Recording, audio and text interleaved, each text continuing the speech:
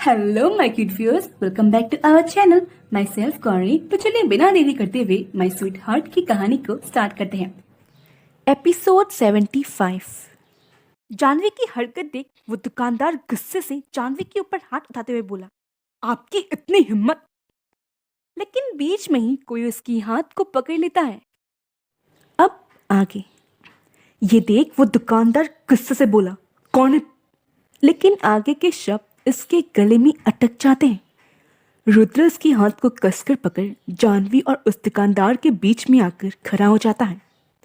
रुद्र की पर्सनैलिटी देख दुकानदार की बोलती बंद हो जाती है। उसके माथे पर पसीने आने लगे थे। इधर रुद्र उसके हाथ पर अपनी पकड़ कसते हुए बोला, मेरी जान पर हाथ उठाने की तेरी हिम्मत भी कैसे हुई? बोलते हुए रुद्र उसके हाथ को मरोड़ देता है। आ! एक जोरदार चीख उस सड़क पर गूंजती है।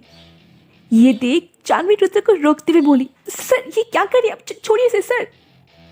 लेकिन उस दुकानदार को छोड़ने की जगह रुद्र उसकी हाथ को और भी ज्यादा मोड़ते हुए एक नजर उस दुकान को देखते हुए बोला, इसी दुकान की वजह से तूने मेरी जान के ऊपर हाथ उठाया ना? अगर ये दुकान ही ना रहे तो? उसके इतने कहने की ही देरी थी कि वहां 2-3 गाड़ियां आकर रुकती हैं। उन गाड़ियों में से बहुत सारे बॉडीगार्ड अपने हाथों में गन पकड़ कार से बाहर निकलते हैं। एक बॉडीगार्ड रुद्र के पास आ अपने सिर को झुकाकर बोला, बॉस काम हो गया। बॉडीगार्ड की बात सुन रुद्र के चेहरे पर एक तिरछी मुस्कुराहट आ जाती है। उसकी मुस्कुराहट देख जानवी खुद से बोली, मुझे ऐसा क्यों लग रहा है सर कुछ बहुत बड़ा करने वाले। तभी वो बॉडीगार्ड आगे बोला, अब से ये जमीन और ये दुकान आपकी है। बोलते हुए वो रुद्र की तरफ एक पेपर बढ़ाता है। इधर बॉडीगार्ड की बात सुन उस दुकानदार के पैरों तले जैसे जमीन खिसक गई हो। वो आवाज से बस रुद्र को देखे जा रहा था। वहीं रुद्र बॉडीगार्ड से पेपर ले एक नजर पेपर को देख तिरछा मुस्कुरा कर बोला, गुड। अब देख क्या रहे हो, निकालो सारे सामान बाहर। मुझे इस जमीन पर दुकान नहीं चाहिए। रुद्र का ऑर्डर मिलते ही बॉडीगार्ड दुकान के अंदर का सारा सामान बाहर फेंकने लगते हैं। वही इतने सालों की मेहनत जो अपने आंखों के सामने बर्बाद होते देख वो दुकानदार पागल सा हो गया था। वो रुद्र से भीख मांगते हुए बोला, प्लीज प्लीज प्लीज ये सब रोक दीजिए, वरना मैं बर्बाद हो जाऊंगा, प्लीज। लेकिन रुद्र को कुछ रिएक्ट ना करते देख दुकानदार जानवी से बोला, बेटा बेटा मैं मानता हूँ मुझसे गलती हुई और मैं शर्मिंदा भी हूँ। प्लीज़ प्लीज़ इन्हें रोक लो, वरना सब बर्बाद हो जाएगा। प्लीज़ बेटा, मेरे 2 बच्चे, हम सब सड़क पर आ जाएंगे, प्लीज़ बेटा। उस दुकानदार को ऐसे गिड़गिड़ाते हुए देख जानवी को बहुत बुरा लग रहा था। वो थी ऐसी एकदम मोम जैसी, इसके साथ कोई कितना भी बुरा कर ले लेकिन वो किसी के साथ बुरा नहीं कर सकती थी। वो रुद्र से बोली, सर प्लीज़ बंद कीजिए ये सब, उन्हें अपनी गलती का पछतावा है, प्लीज़ सर। नहीं, गलती की है तो भुगतना तो पड़ेगा ही। रुद्र गुस्से से बोला। जानवी शांति से बोली, मैं मानती हूँ उनसे गलती हुई थी, लेकिन इसका मतलब ये तो नहीं हम भी वही गलती करें।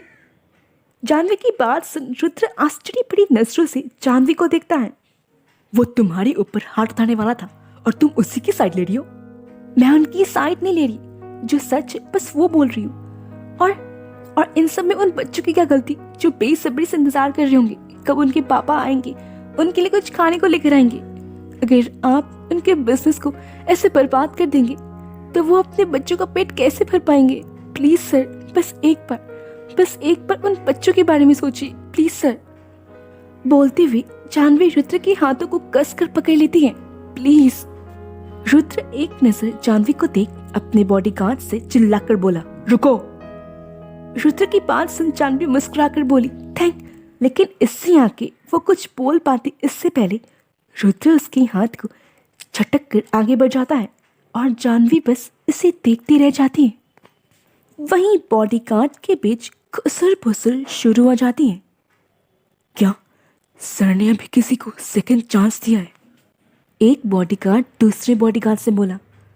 दूसरा बॉडीगार्ड अपने सिर को हिलाकर बोला, लगता है हमें हमारी भाभी मिल गई है। इधर वो छोटी बच्ची जानवी के कुर्ते को खींचते हुए बोली, दी आपका शुक्रिया।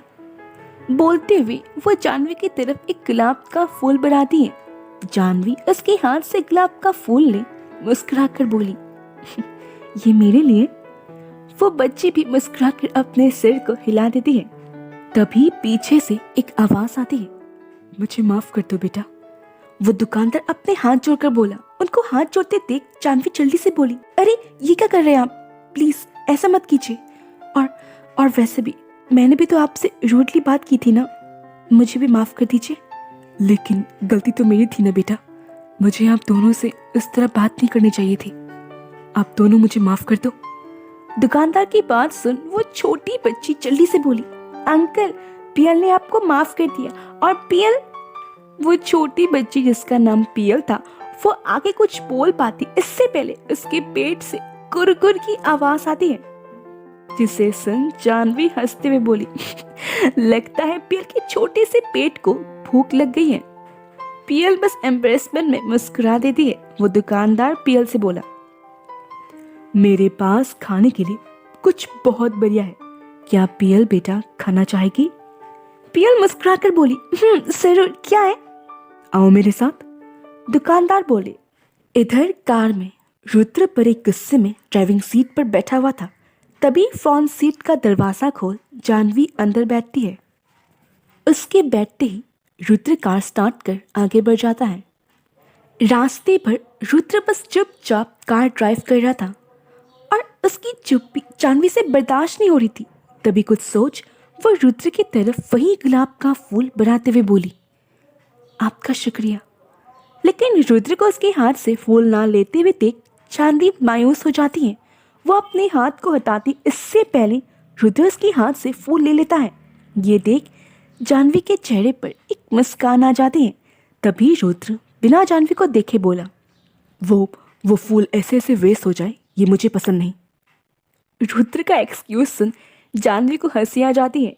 वो खिड़की से बाहर देखते हुए बस मुस्कुराने लगती है। आज के लिए इतना ही, मिलते हैं अगले एपिसोड में। Bye bye.